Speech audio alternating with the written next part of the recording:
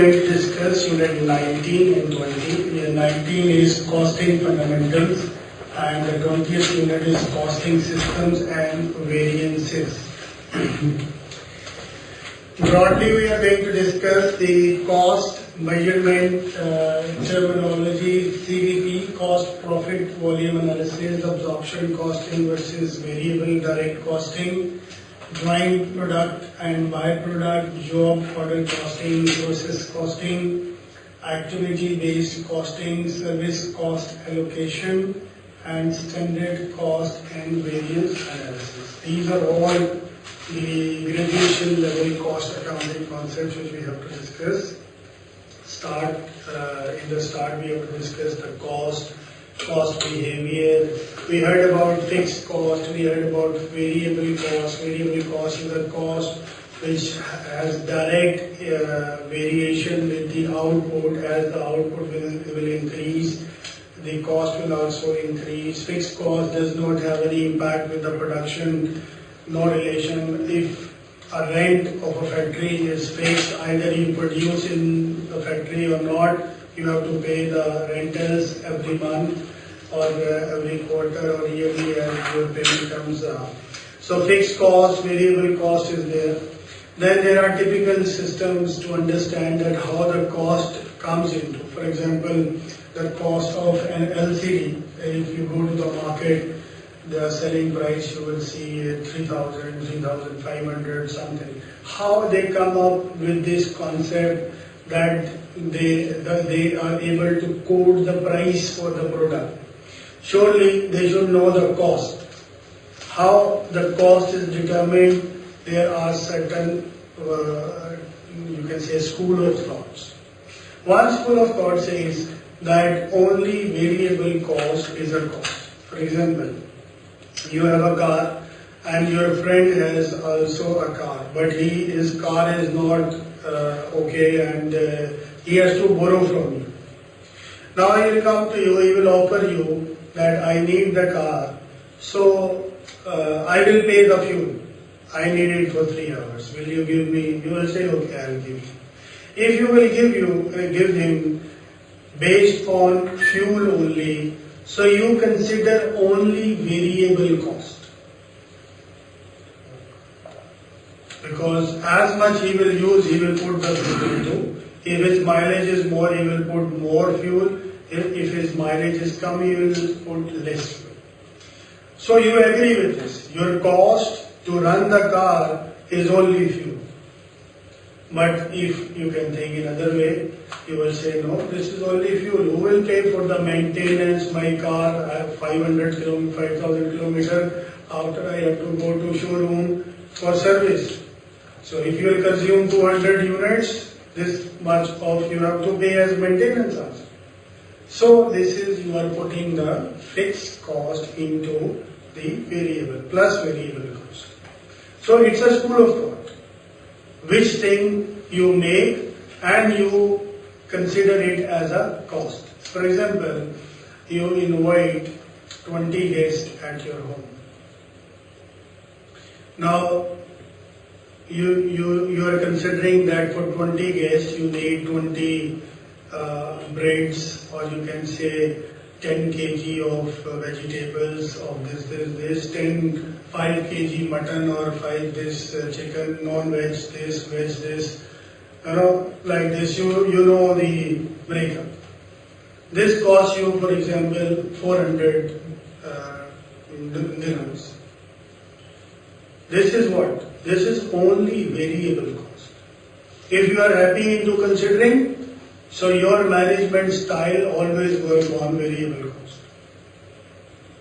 But if you don't have a kitchen, you don't have stove, you don't have cooker, micro oven, then you don't have the pots, the cutting stuff, board, this all, you cannot make it happen. Because for finishing your dinner or lunch, you need these things to be ready somewhere. So that is a fixed cost. Either because you have to build up a kitchen. If you use it or not use it, that is not a case. So if you follow the concept of variable costing, This is variable direct cost, as I give you an example. And for absorption costing, when you consider the cost of setting up the kitchen and other auxiliary equipment plus the raw material cost, so then it is a absorption cost. Which is the best method? There is no answer. It depends upon your situation, if your kitchen is free, for example, you live in a company maintained accommodation. And your accommodation is good, you have a swimming pool, you have a rear lawn or upper lawn, and you can invite 100 guests. For you the fixed cost is nothing because company is paying for the villa. Just you have to arrange the drinks, the food and this, and some catering services, they will do it. So every cost is a variable cost. But suppose you don't have company maintained, then you have to book a venue, you have to pay for the rent or the facilities. Then that cost is going to add in your raw material or other food related stuff.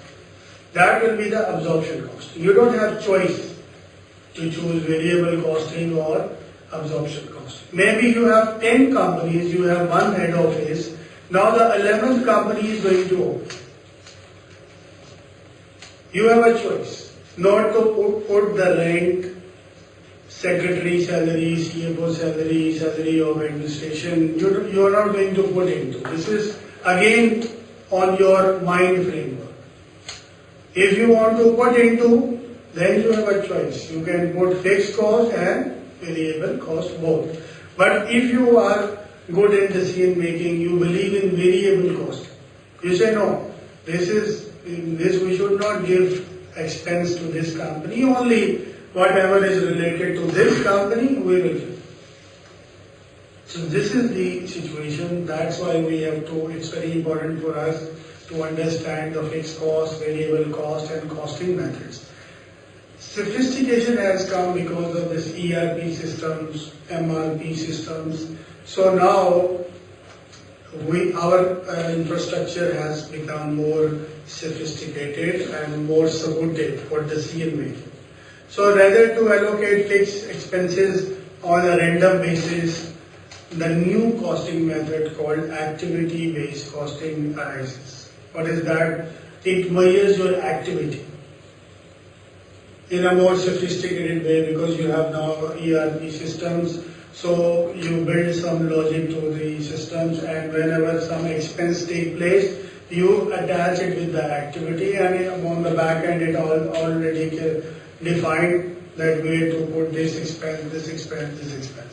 So you will come up with a cost that is based on activity-based costing.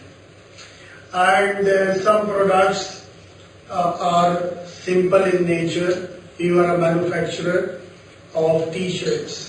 Now first order will come for a baby garments, baby T-shirts, the other is for teenage, the third is different, fourth is different. Every order is different from the other order. So this kind of system, setup, factory require job order costing. Because every job is different from the next job. Today you are making shoes, tomorrow you are making joggers, third day you are making Nike shoes, fourth day you are making some other company shoes. So every job is different from the next job. This is job order cost. And opposite to this we have process cost. For example, let's go in the oil factory. They have an oil well and they are extracting oil. This oil, at one stage of time, it will be only oil. You are putting some procedures, purifying. At one stage, it will come to a position where you are making gasoline oil, your kerosene oil, or then few diesel, certain separable things will come out. So for that things we use process cost. Because the process of extracting and purifying will be the common for 6-7 products. We cannot use job order costing because every time job is same. Job order costing we use for when every time the job is different from the previous jobs. Otherwise it's a process. For process we have different process costing. And certain departments are involved. First some expecting department, then storing department, then this department, this department, this department. A lot of departments are involved into this situation. Service cost allocation is when we talk about a factory somewhere on the border of the country in the desert. Nothing is outside. It's a complete city inside. You have labor camps, you have the markets inside. That is like a Jabal Ali free zone or some other free zones. You have a life inside a zone. Now there are service centers and there are productive centers. Productive center mainly production, or let's not take this example, take a normal factory, oil unit which has a factory and canteen, cafeteria, because labor cannot go outside, it's desert everywhere, so they have to be provided with the cafeteria, laundry services, cleaning, this all services to be stationed in the plant itself. Now, when they determine the cost, this service is also a cost. First of all, this service department cost has to be allocated on the production department, and then a cost will come. So this is related to service cost allocation. Standard cost is very important in budgeting, in the performance measurement. We define standards. Technically, we know this machine has to work 24 hours. In 1 hour working, we need this much labor. This labor should cost this much. So based on this material, labor, overheads, our cost for the product standard is $10. Now this is the standard. Against that, there should be actual. When we start producing, we will get the actual. So we target $10, maybe we get $8, sometimes we get $12. So this is a mechanism to control, to improve the performance management by putting standards and continuously performing the watching, monitoring and controlling the performance against the defined standards.